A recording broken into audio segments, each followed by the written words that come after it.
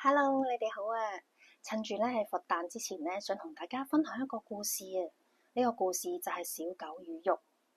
從前有一隻小狗，佢喺屠夫嗰度偷咗一塊肉啊！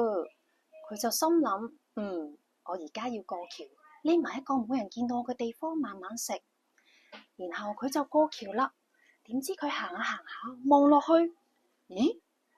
佢見到自己個影子啊！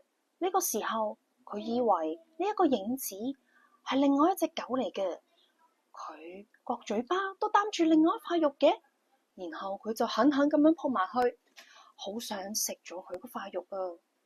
最後佢連自己嗰塊肉都跌咗落橋下面啊！你哋話佢嗰塊肉仲有冇得食啊？係啊，佢連自己嗰塊肉都冇得食啦！呢個故事話俾我哋聽，世間上嘅萬物有真有假，有時候我哋為咗爭辯一個真假，而去失去咗我哋一切嘅嘢。今日嘅分享就係呢一個小狗與玉嘅故事啦，多謝。